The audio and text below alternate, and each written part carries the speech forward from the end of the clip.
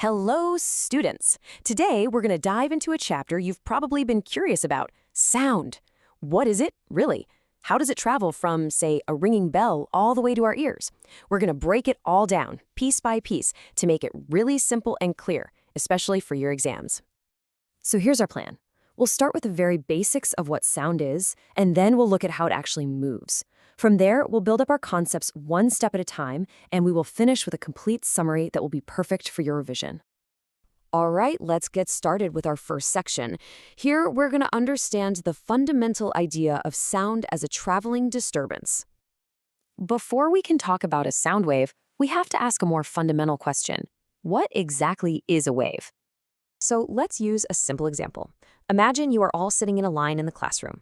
The first student is given a book and passes it to the second, who then passes it to the third, and so on, all the way to the last student. Now think about it. The book has traveled from the front to the back of the class, right? But did any of you students leave your seat? No, you stayed in your own place. A wave works in exactly the same way. It's a disturbance, a transfer of energy that travels through a medium. But the particles of the medium, they just oscillate. They vibrate in their own positions. Now, here is a very interesting point. Sound is what we call a mechanical wave, and all this means is that it needs a medium. It needs some material, like a solid, a liquid, or a gas, to travel through. So what do you think happens in outer space, where there is a vacuum? That's right, sound cannot travel there, because there are no particles to carry the vibration. Okay, so we know sound needs particles to travel. But the question is, how do these particles vibrate? Let's explore that in our next section, where we'll look at the specific type of wave that sound is. Okay, now look at this picture. Imagine you have a slinky. If you push one end forward, what happens? The coils get bunched up together, right? That's a compression. It's a region where the particles are crowded together, a region of high pressure. Now, if you pull the slinky back, the coils spread out. That's a rarefaction, a region of low pressure. Sound travels in exactly this way through the air, as a series of these pushes and pulls, these compressions and rarefactions. So here is the most important point to understand. Notice how the particles are vibrating back and forth in the same direction that the wave itself is traveling. This is what makes sound a longitudinal wave. The vibration of the particles is parallel to the direction of the wave. Please remember this word, parallel.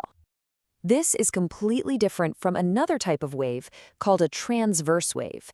A good example is ripples on the surface of water. In that case, the water particles move up and down, that is, perpendicular to the direction of the wave, while the wave itself moves forward. So sound is longitudinal, not transverse. Great! We have now established that sound is a longitudinal wave that travels as compressions and rarefactions, but how do we describe different kinds of sounds? Well, for that we use 4 key characteristics, which we are about to learn. First up, we have wavelength. The symbol for wavelength is this Greek letter lambda. Wavelength is simply the length of one complete wave. So we can measure it as the distance from the center of one compression to the center of the very next compression. And this graph shows the same idea, but in a different way. Here, the peaks of the graph represent the points of maximum compression, where the pressure is highest. And the distance between 2 of these consecutive peaks is one wavelength. It's the same thing.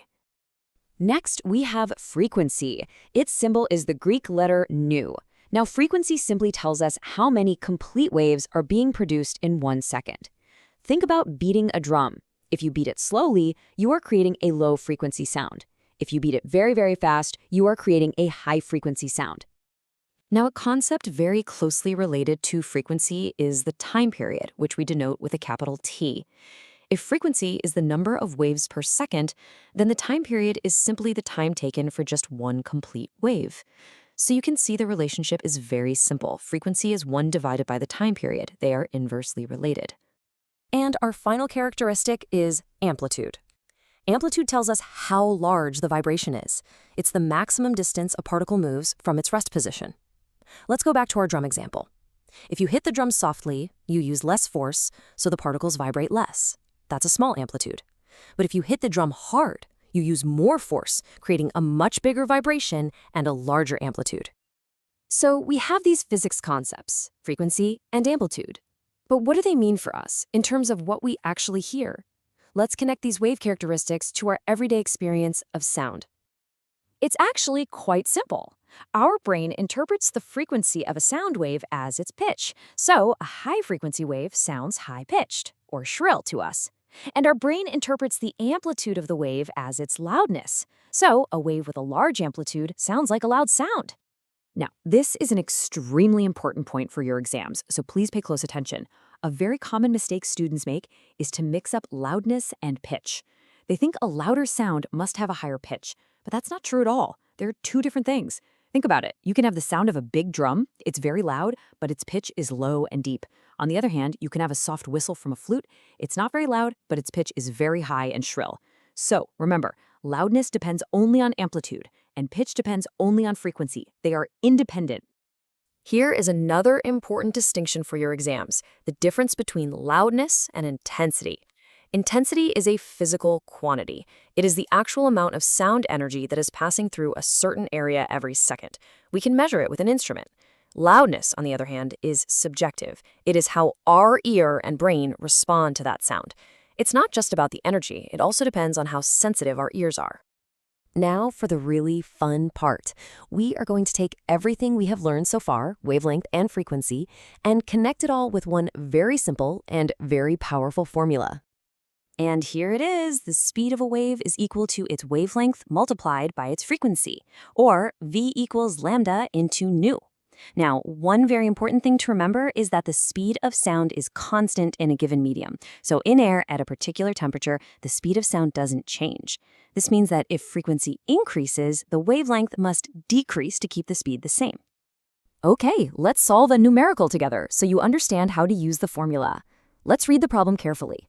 We are given a frequency of 2,000 hertz and a wavelength of 35 centimeters, and we need to find the time it takes to travel 1.5 kilometers. Now, what's the very first rule when we solve physics problems?